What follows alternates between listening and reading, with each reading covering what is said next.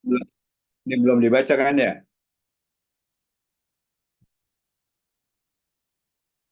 Saya baca sekali ya. Oke, contoh.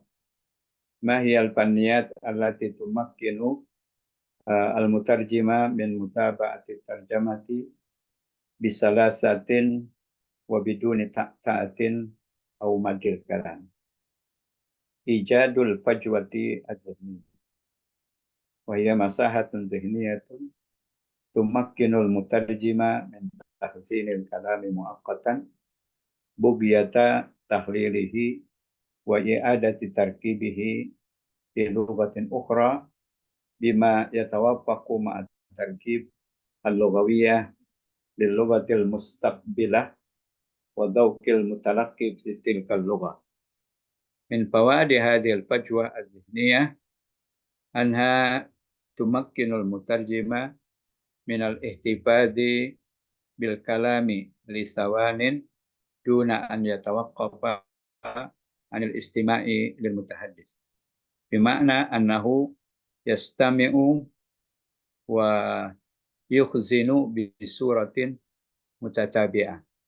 Nahnu fi zurufil adiyah nastami'u wa nastawibu al makna wa nansa ma yuqalu linutabi al istima'. Walakin law aradna an nahtafidha bi ba'di ma yuqal satadi'u alaina al jumlatu at-taliyah. Idza tawaqqafa al mutarjimu muntaziran al mutahadditha yaqulu ma yurid liyabda at-tarjamata fa innahu sayakunu musyattatan baina sa'yi li fahmi muradil mutahaddis wa baina tarjamah. Walakin idza badara al-mutarjim al-istiqra' muradil mutahaddis fa hadha afdal. Idzan muhimmatul fajwati dhihniyah hiya tamkinul mutarjimi min al-ihtifati bi kalamil mutahaddisi li sawanin bugiyata tahlilihi wa i'adati uh, wa i'adati tarkibihi fil lughatil mustaqbilah ma'a muwasalatil istima'. Ma yahsulu huwa annahu bimujarradi ma tatimmu tarjamatu ila lughatil mustahdafah yazulul kalamu minal fajwati az-zihniyah liyahulla mahallahu kalaman akhar bitariqatin mutasalsilatin wa biduni inqita'. Wa kullama yastati'ul mutarjim ibqa al-kalami dakhil al-fajwati dhihniyah ya'atwati fatratin mumkinah min ajli tajwid wa ikhtiyari afdali siyagi fil lughatil mustafdafah idza kana al-mutahaddisu bati'an kalamuhu murakkazan aw murattaban bitafkiri walan yakuna dzalika mumkinan idza kana al-mutahaddisu sari'an aw ghaira murattabin bitafkirihi bihaitsu yaqulu jumlatan wa qabla an yukammilaha yakfisu li fikratin ukhra summa yarji'u li yukammila al-fikratal ula. Lidzalika yuqal innal mutahaddisa huwa alladhi yuhaddidu jaudata tarjamati al-fawriyah. Idzan kaifa nastati'u ijada hadhil fajwati dhihniyah? Yumkin khalqul fajwati dhihniyah an tariqi tadrib ala ta'addudil maham bi'istamalu aktsara min syai'in fi waqtin wahid. Yaqumu tadribu khalqil fajwati dhihniyah ala al-marhalatul ula musyahadatu video masalan awil istima' li maqta'in sauti ma'a ta'aqqud min wuduhis saut ma'a tardidi ma yaquluhu al-mutahaddisu wa tasjilu hadha tardid ala alla tata'adda muddat tasjil 5 daqaiq. Yaqumul mutadarrib bil istima' ila sautihi wa muqaranati ma sautil mutahaddis li ta'aqqud min diqqatil mutaba'ah. Yatimu tikraru hadhil amaliyah di suratil mustamirrah hatta yata'awwad al-mutadarribu ala diqqatil mutaba'ah. Matan bi annana la natakallamu anit tarjamati wa innama tardidu nafsal kalamil masbuk. Al-marhalatu tsaniyah ya'khudul mutadarrib waraqatan wa qalaman wa yukarriru nafsat tadrib a'lahu. Walakin hadhihi al-marra yabda'u yaktubu al-arqam al-adiyah min mi'ah ila wahid tanazuliyah. Bima'na anna al-mutadarriba yaqumu bisalasati mahamin fi anin wahid tasjilu sawtihi wal istima'u wal kitabah ilman bi anna kitabah la alaqata laha bisawt. Al-marhatu salisah min at-tadrib yataqarraru tadribu al-marhati tsaniyah lakin al-arqam at-tanazuliyah takunu raqmain badalan min raqmin wahid summa salatatu arqam wa hakadha. Bi hadhihi tariqah yakunu mutadarribu qad istata'a an yujida fajwatan zihniyatan tumakkinuhu min ada'i mahamin muta'addida fi anin wahid duna an yughliqa aqlahu fi lahzatin. Thumma qira'atu zihnil mutahaddis. Al-maqsud bi qira'ati zihnil mutahaddis ay yatanabba al-mutarjimu bima sayaqulu al-mutahaddis. Wa hadha sayadallu alaihi وهذا سيقلل عليه العناء التفكير في مراد المتحدث. إذا توقف المترجم منتظرا المتحدث سيقول ما يريد ليبدأ الترجمة فإنه سيكون مشتتا بين السعي لفهم مراد المتحدث وبين الترجمة. ولكن إذا بادر المترجم لاستقراء مراد المتحدث فهو بالتالي يركز جهده أكثر من تجويد الترجمة. إذن كيف نتمكن من قراءة ذهن المتحدث؟ هناك طرق عديدة تمكننا من قراءة ذهنية المتحدث، من بينها الإطلاع المسبق على المادة. الوضع المثالي هو أن يطلع المترجم على المادة التي ستكون موضوع العرض التقديمي في المؤتمر أو ورشة التدريبية أو المناسبة المعنية. هذه العملية تكون جزءا من إجراءات التحضير التي يقوم بها المترجم بعد إخباره بالمناسبة المعنية وتأكيدها. الجهات التنظيمية بعضها مرتبة وتدرك أهمية الترجمة الفورية، وبالتالي فإنها ترسل المادة مسبقا ليطلع عليها المترجم، غير أن العديد من الجهات وخاصة في العالم العربي لا تدرك أهمية دور المترجم، وبالتالي تتيح المادة في اللحظة الأخيرة قبل اللحظات من بعد المؤتمر إن لم يكن أثناءه.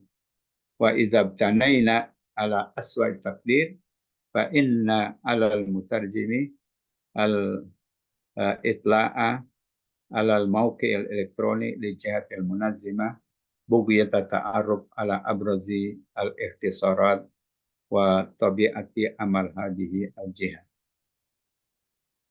ثانيا إجراء لقاء غير رسمي مع المتحدث والدردشة معه قبل بدء البرنامج، خاصة في الورشة التدريبية المتخصصة بغرض التعرف عليه ومعرفة لكنته وطريقة تفكيره. هذا اللقاء غير رسمي كفيل بإزالة الحواجز وتقريب الشقة بين المترجم وبين المتحدث. الثالث التعرف على المفاهيم الأساسية في المجال المعين الذي سيكون موضوع الفعالية، فلو كان المجال هو الاستثمار مثلا فيجدر بالمترجم التعرف على المحاور الأساسية التي ستناقش في الجلسة. النقطة الأخيرة إزالة هيبة الجمهور. المشكلة التي تواجه المترجمين خاصة حديثي العهد بالترجمة هي تحيب الجمهور. فلو كان من ضمن الحضور وزراء وكبار المسؤول الدولة مثلا أو مسؤوله أعلى في العمل فإنه سوف يصاب بشيء من الارتباك لأنه سيبدأ يفكر أن هؤلاء الناس سيستمعون إليه فماذا سيكون تعليقهم. هذا التفكير في حد ذاته كفيل بتشتيت ذهن المترجم والإخلال بتركيزه. لذلك فإن أفضل طريقة لتحاشي هذه الحالة هي التعامل مع الجمهور كما لو كانوا من رجة والدهماء الذين لا يعرفون شيئا. ليس المقصود هنا احتكار الجمهور وبالتالي التصرف فيما يوحي بذلك أثناء الترجمة، وإنما المقصود إزالة الهيبة والتعامل مع الوضع على أنه أكثر من آلي بقية اكتساب مستوى من الشجاعة التي توفر قدرا من الاطمئنان. تحديد نقطة التركيز. نعني بتحديد نقطة التركيز أن المترجم يتعامل أثناء الترجمة مع اللغتين المختلفتين، وبالتالي سيكون التركيز على إحدى اللغتين مسألة تلقائية. فلو كان الاستماع للغة الأم فسيكون التركيز على اللغة الأجنبية عند الإجداد، وإذا كان الاستماع للغة الأجنبية فسيكون التركيز على اللغة الأجنبية، لأن الغرض من التركيز هو التأكد من فهم المعنى. ومن الطبيعي أن الإنسان عندما يستمع للغة الأم لا يتنبه للمفردات بغير ما يهتم بالمعنى. وأما عند الاستماع للغة الأجنبية ينزع المرء تلقائيا إلى التركيز على المفردات ومعانيها، غير أن هذا التركيز التلقائي يتعرض للاضطراب عندما يشتغل المرء في مجال جديد بالنسبة له، أو عندما يشتمل الكلام على الأرقام.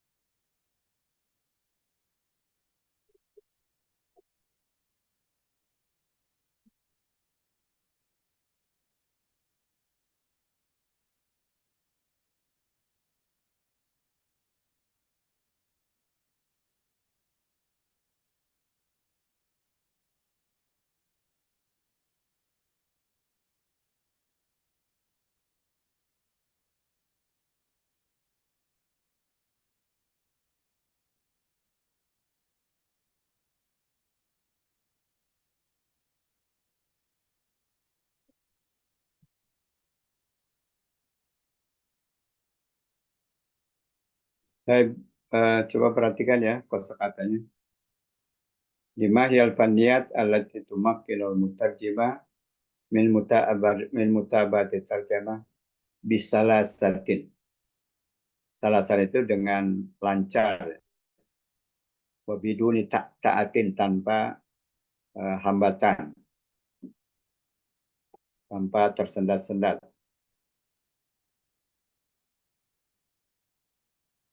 Ijadu fajwa zihniyah. Jadi ijad fajwa itu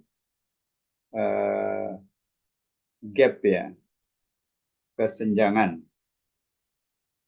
mewujudkan kesenjangan mental. Wahya masalatun zihniyah tumakkinul mutarjim min tahzin.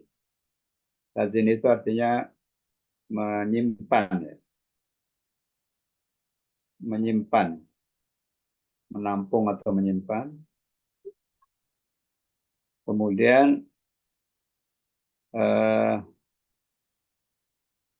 wadauq al-mutalaqi, zauq mutalaqi fitil kalughah, apresiasi ya, zauq itu apresiasi, al-mutalaqi penerima.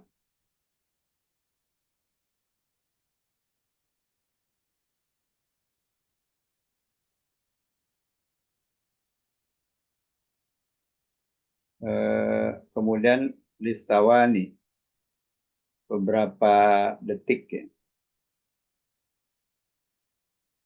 Kemudian zuruf, zuruf kondisi. Kemudian ada satu doa satu alaina jumlah. Tadi itu hilang.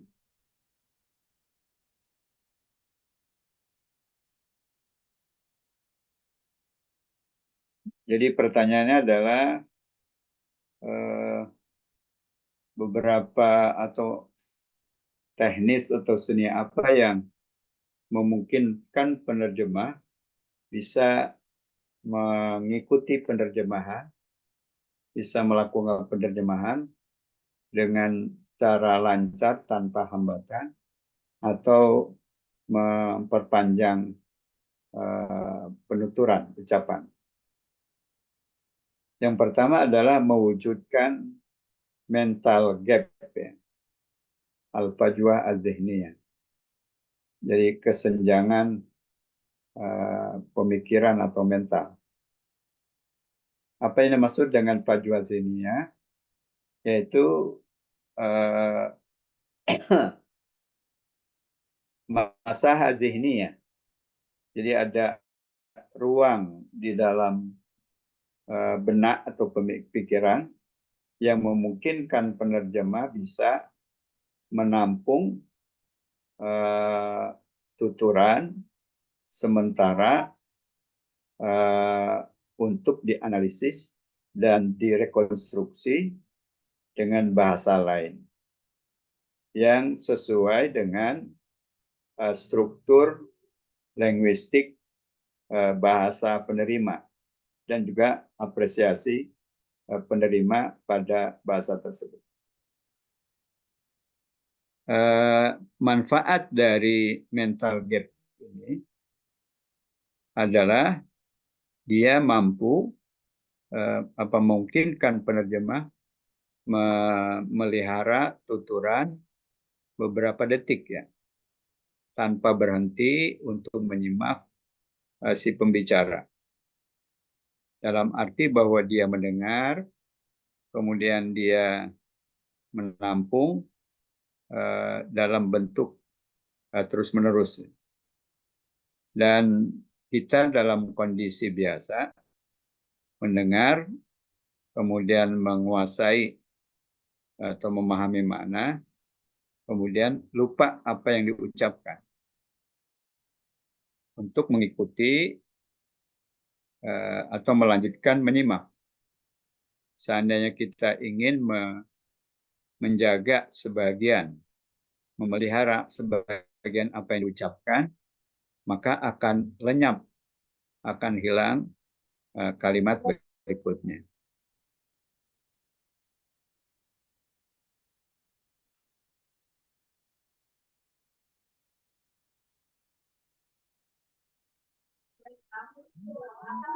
Ini komen dari gambar. Idza tawaqqafal mutarjim mutarjiran mutahaddis, apabila seorang penerjemah menunggu pembicara mengucapkan apa yang diinginkan, maka penerjemah mulai supaya penerjemah mulai, maka dia akan musyattatan. Musyattatan itu artinya uh,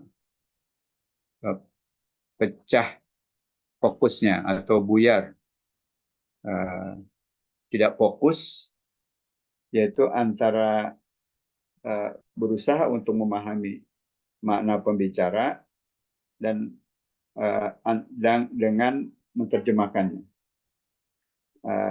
Akan tetapi apabila si penerjemah segera mengamati maksud si pembicara, maka itu lebih utama.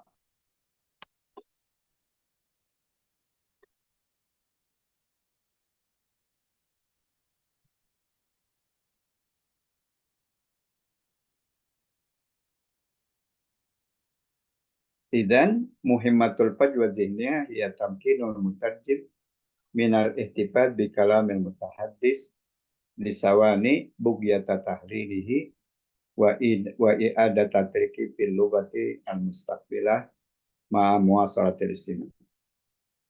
Jadi jika demikian maka fungsi mental gap atau kesenjangan mental, kesenjangan pemikiran, yaitu memungkinkan si penerjemah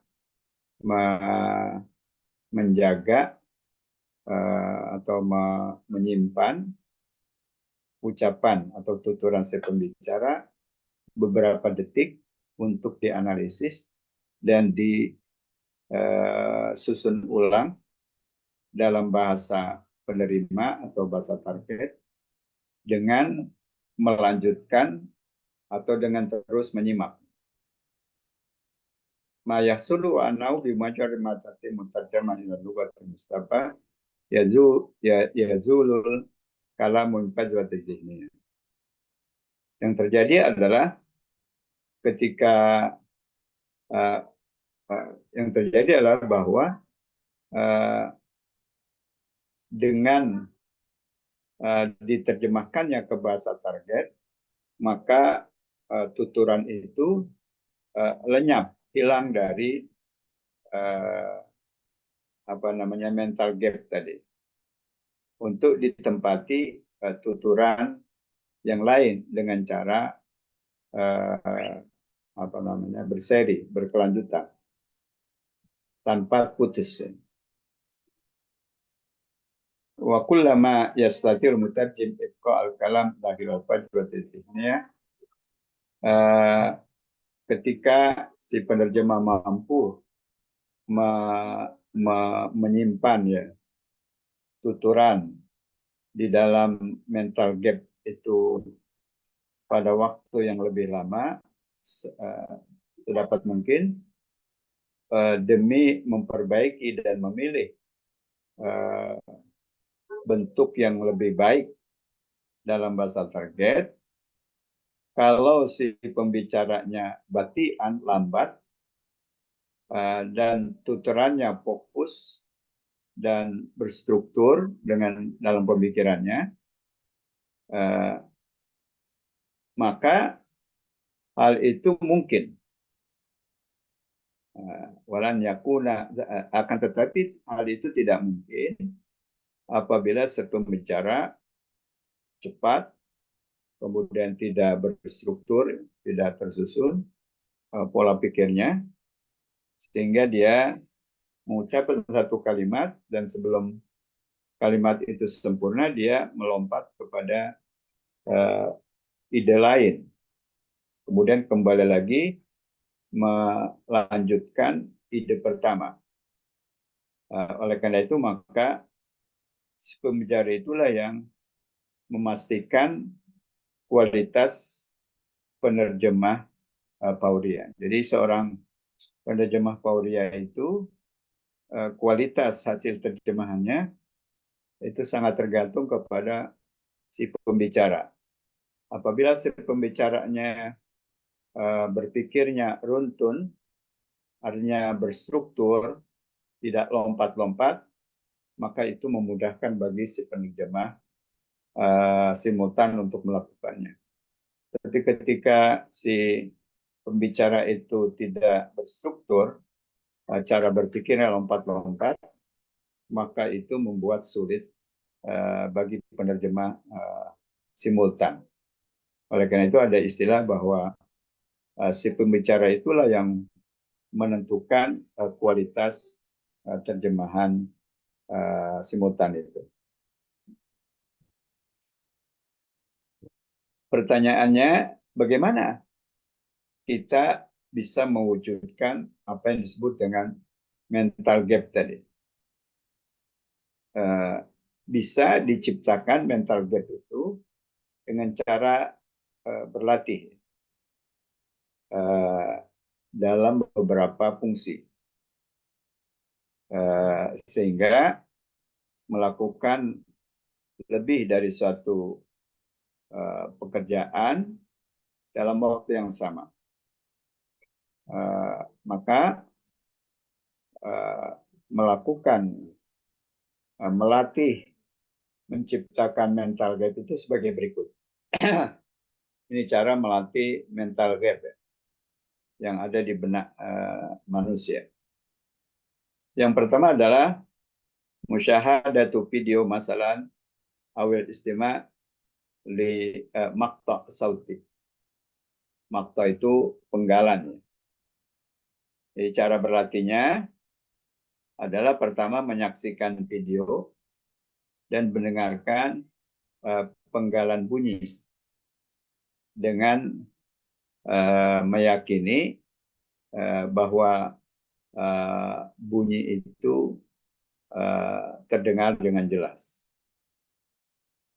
Kemudian mengulang-ulang apa yang dikatakan oleh pembicara, kemudian mencatat pengulangan itu.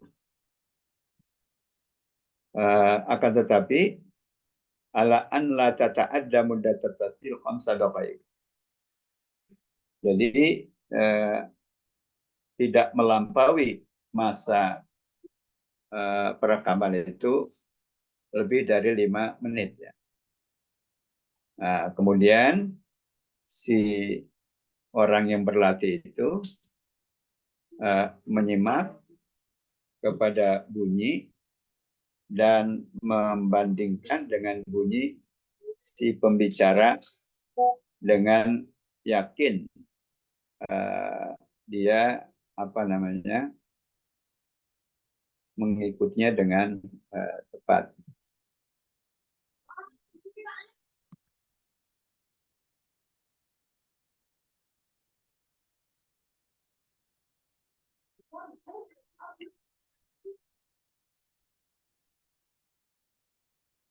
Kemudian yakumul tadis yatim tikrur hadil amaliyah, proses ini berulang dalam bentuk berkelanjutan sehingga orang yang berlatih itu terbiasa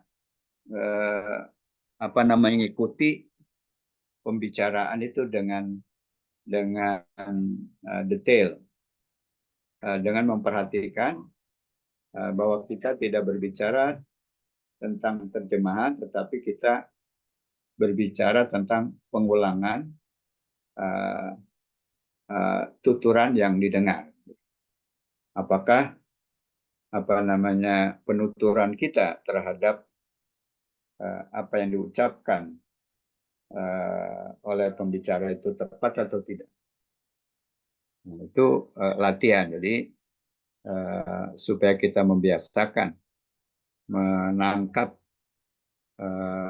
apa yang diucapkan oleh pembicara itu benar atau tidak, tepat atau tidak, maka harus berlatih itu dengan cara menyaksikan video, kemudian menyimak potongan-potongan suara, kemudian diulang. Nah, itu akan membandingkan antara apa yang kita dengar dengan apa yang kita ucapkan, apakah tepat atau tidak.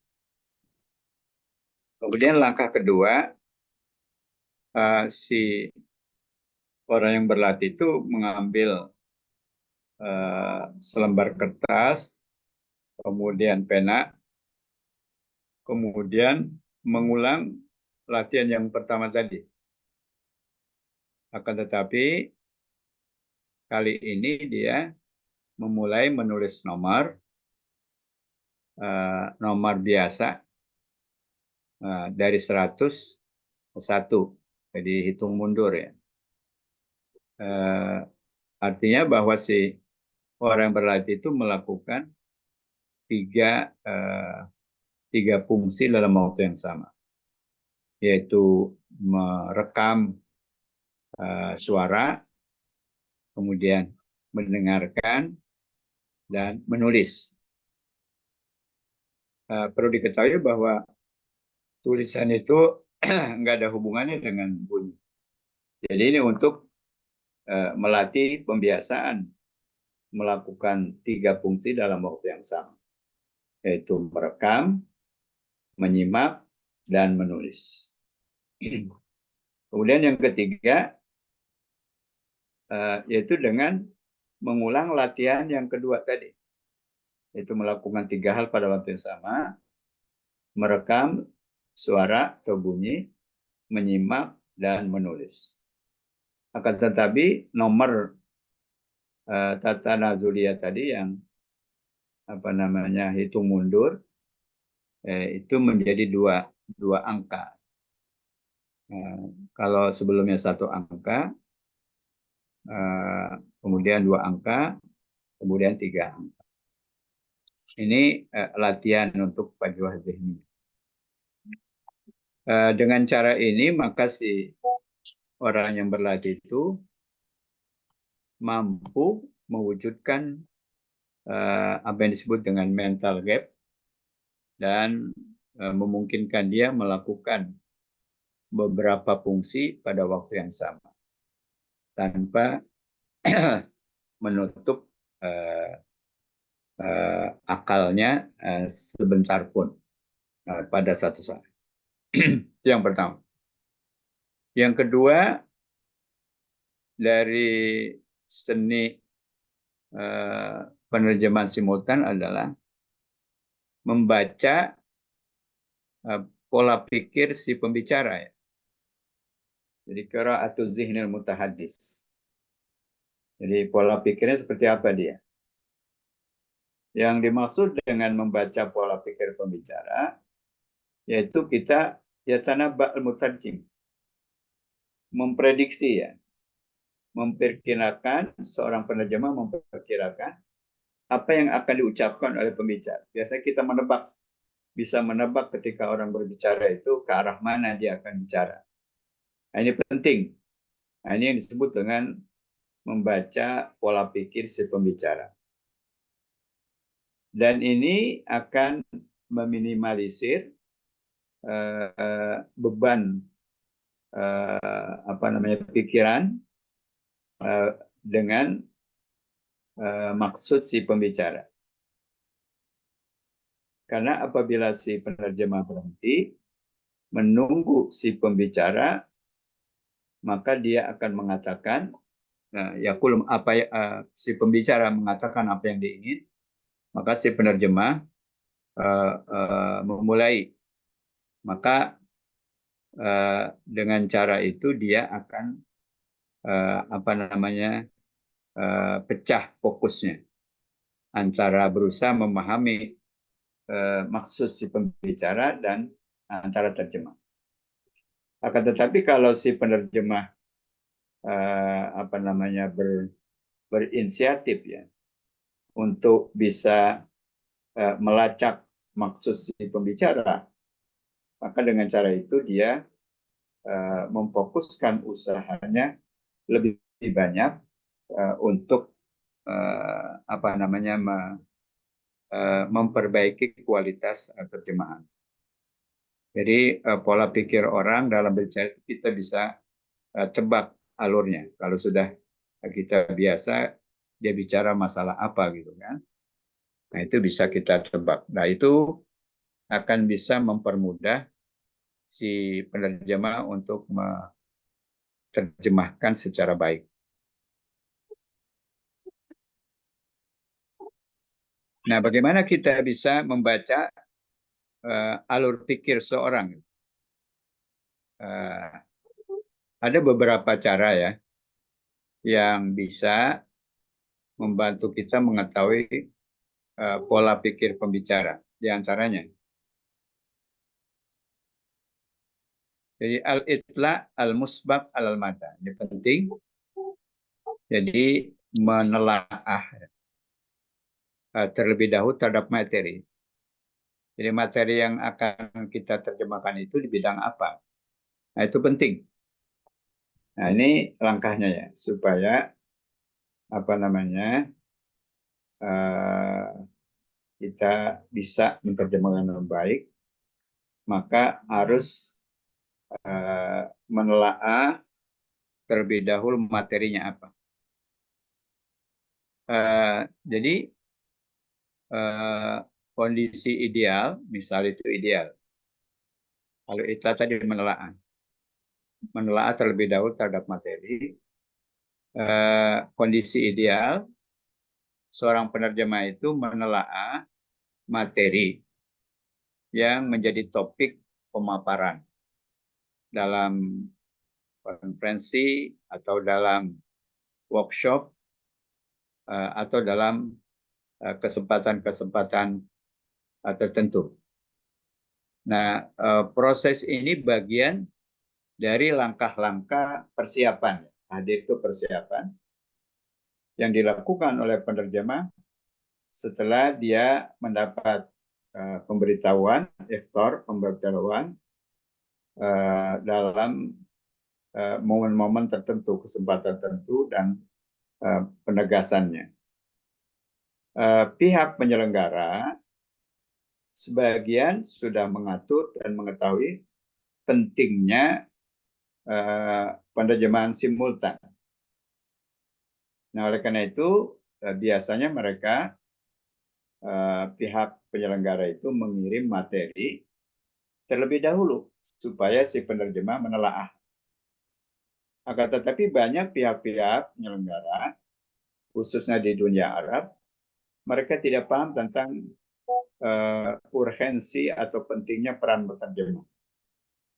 Sehingga kemudian dia memberikan materi itu pada kesempatan terakhir, pada waktu-waktu terakhir, ya, beberapa saat sebelum dimulai muktamar, atau paling atau ada kalanya juga diberikan ketika konferensi sudah dimulai. Nah, kalau kita berasumsi perkiraan yang terburuk, maka si penerjemah bisa mencari ya di website ya, Al-Mauqi Al-Elektronik.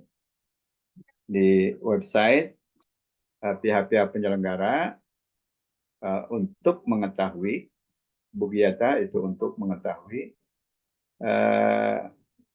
ringkasan-ringkasan yang menonjol, apa itu yang paling menonjol, ringkasan-ringkasan, kemudian tabiat kerja pihak tersebut. Nah, ini langkah utama ya. Jadi langkah utama dalam rangka membaca pola atau alur pikir seseorang, yaitu dengan kita menelaah terlebih dahulu materi yang akan disampaikan. Ya, bisa melalui pihak-pihap penyelenggara atau di website mereka supaya kita tahu kira-kira apa poin-poin penting yang akan menjadi topik pembicaraan. Itu yang pertama. Yang kedua, bisa juga untuk membaca alur pikir pembicara atau topik yang akan dibicarakan adalah melakukan liqa ghair rasmi. Jadi pertemuan non formal ya, kepada si pembicara. Wadar darsah itu ya bercanda gitu, santai, bersanda bersamanya sebelum dimulai program. khususnya dalam workshop yang spesial. Tujuannya adalah mengetahui terhadap pemikiran seorang dan mengetahui juga logatnya dan cara berpikir dia. Dan pertemuan non formal ini bisa menghilangkan hambatan-hambatan dan memperdekat gap antara si penerjemah dan pembicara. Kemudian langkah berikutnya untuk bisa membaca alur pikir si pembicara adalah at-ta'aruf alal mafahim al-asasi. Mafahim itu jamak dari mafhum ya, konsep. Jadi memahami konsep-konsep dasar pada bidang tertentu yang menjadi tema kegiatan. Seandainya bidang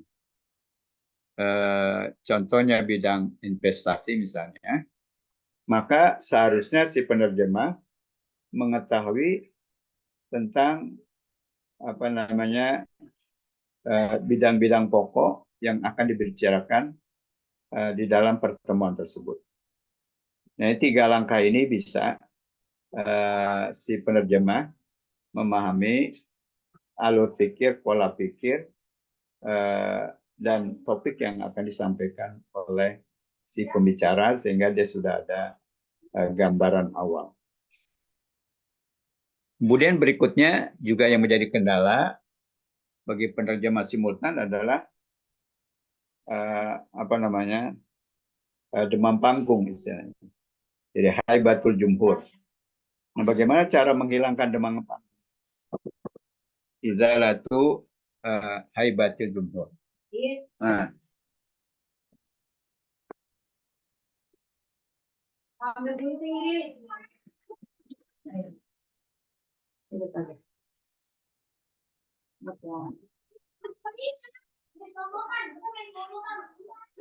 jadi demam panggung ini menjadi kendala ya, bagi para pemula tentunya. Bagaimana mentalnya ketika menghadapi orang banyak. Apalagi kalau orang banyak itu para pejabat. Bagaimana cara menghilangkannya? Izalatu haibatil jumhur. Jadi menghilangkan demam panggung. Jadi problem yang dihadapi para penerjemah, khususnya para pemula di dalam penerjemahan, itu adalah penyakit demam panggung. Itu biasanya kalau dari para hadirin itu, misalnya ada para menteri, para pejabat tinggi di negara, itu bagi para pemula menjadi kendala ya. Jadi kekhawatiran ini. Atau pejabat tinggi di dalam atau atasannya di dalam pekerjaan dia misalnya. Nah, itu biasanya membuat si penerjemah itu al-irtibak. Irtibak itu kacau balau. Jadi karena demam panggung itu maka membuat dia tidak fokus ya. Jadi irtibak. Karena dia akan memulai berpikir bahwa mereka itu para pejabat tinggi itu, para menteri itu, mereka akan mendengarkan kepadanya apa yang dia sampaikan dari terjemahan itu. Dan dia juga was-was, kira-kira nanti apa komen mereka terhadap hasil terjemahan. Dan pemikiran semacam ini yang bisa jadi itu membuyarkan benak penerjemah, pemikiran penerjemah, dan menghilangkan fokus ya, karena demam panggung itu. Oleh karena itu maka sebaiknya cara untuk menghindari kondisi semacam ini maka perlakukan jumhur itu, masa itu, ya seakan-akan mereka orang biasa aja. Orang bodoh, orang biasa, raja-raja, wadahma itu orang bodoh, seakan-akan ya. Seakan-akan mereka nggak tahu apa-apa. Cuek aja kalau bahasa kita.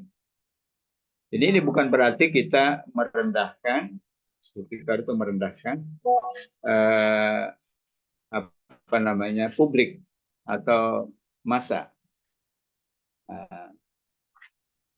Wabitari maka selanjutnya dengan kita menganggap mereka orang biasa, kita bertindak dengan apa yang seharusnya ketika menerjemahkan.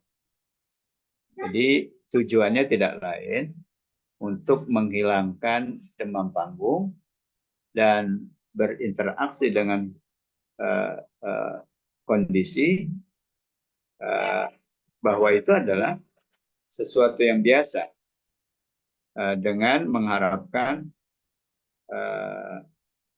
apa namanya berusaha meraih level keberanian yang bisa memperbanyak rasa tenang.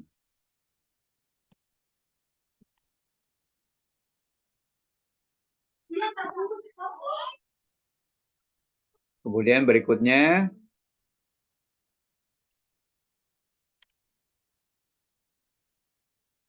tahdidu nuqtatul tarkiz, menetapkan poin fokusnya. Ya ini maksudnya apa? Tadi itu menetapkan ya titik fokus. Yang dimaksud adalah menetapkan titik fokus itu bahwa penerjemah memperlakukan ketika menerjemahkan itu dua bahasa yang berbeda. Oleh karena itu maka fokus terhadap dua bahasa menjadi masalah yang spontan, supaya itu spontan. Jika dia menyimak bahasa ibu, maka fokusnya terhadap bahasa asing. Bagaimana dia memproduk dari bahasa ibu ke bahasa asing. Ketika dia mendengarkan bahasa asing, maka fokusnya kepada bahasa asing, karena tujuannya adalah fokus dan meyakini bahwa dia paham. Nah, secara alamiah bahwa manusia ketika dia mendengar bahasa ibu, dia tidak perlu lagi mengingat apa namanya kosakata daripada dia memperhatikan makna. Jadi yang terpenting adalah makna, tidak kosakata. Tetapi ketika orang menyimak bahasa asing, maka biasanya orang itu secara spontanitas itu fokus pada kosakata dan makna.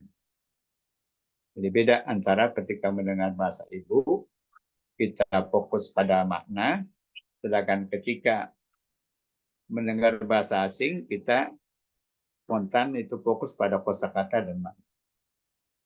Akan tetapi fokus spontanitas ini bisa kacau balau ya, bisa mengalami kacau balau istirah ketika seseorang sibuk atau mengalami bidang yang baru.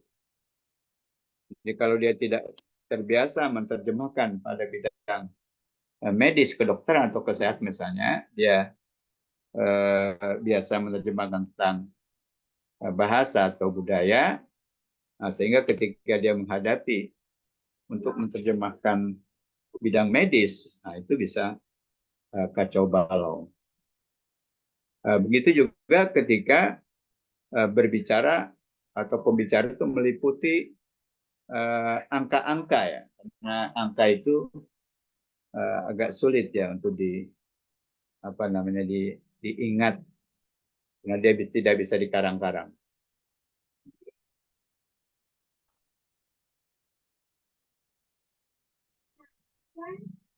Baik, itu saya kira teman-teman sekalian bagian akhir dari Panyatul Tarjamah Al-Faul.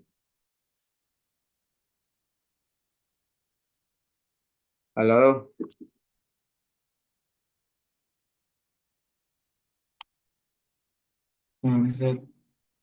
Ya, mohon maaf ya saya lagi nggak enak badan ini. Mungkin cukup sampai di sini aja ya. Jadi saya kira tentang teori kita cukup sampai ini terakhir. Maka mulai minggu depan kita akan mulai praktek terjemah Paulia dari yang paling rendah. Ada yang punya ini nggak? Arabia Baina Yadaik yang rekamannya, as-sautnya.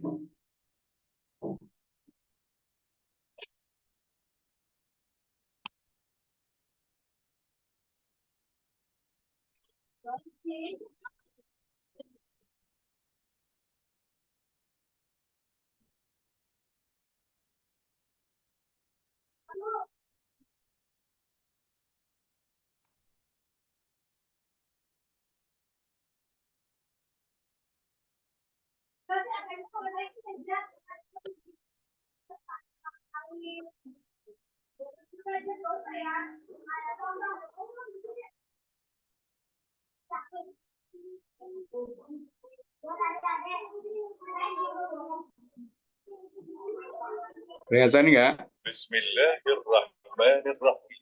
Dengar nggak? Ya. Ini model praktik nanti ya. Buku pertama. Unit pertama.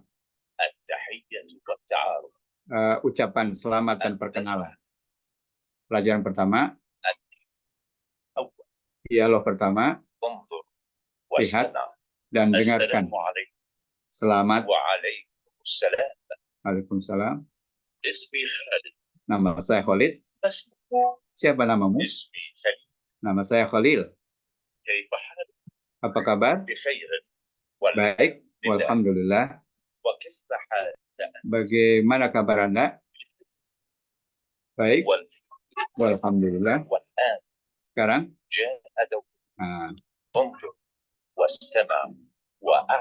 Ya, nanti semacam itu ya ini. Apa namanya? Yang dari yang paling simpel ya. Dialog biasa.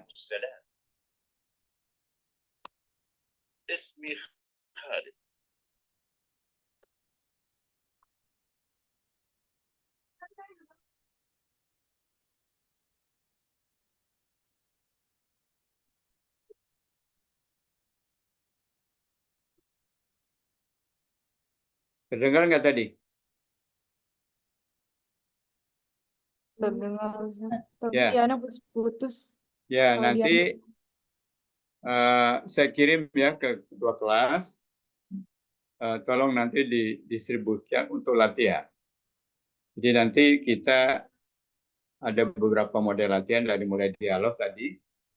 Nanti ada menyampaikan kisah, cerita, kemudian ada pidato, dan lain sebagainya.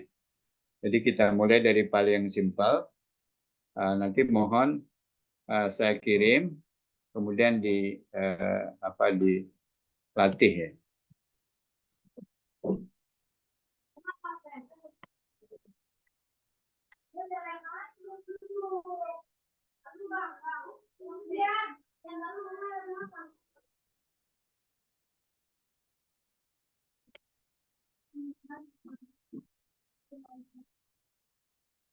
Saya أعتقد نكتفي بهذا القدر وسأرسل إليكم نموذج وأرجو رئيس الفصل توزيعها إلى زملائكم للتدريب عليها وأستأذنكم وشكرا على حضوركم واستماعكم Assalamualaikum warahmatullahi wabarakatuh. Waalaikumsalam. Waalaikumsalam warahmatullahi wabarakatuh. Syukran Ustaz. Baik,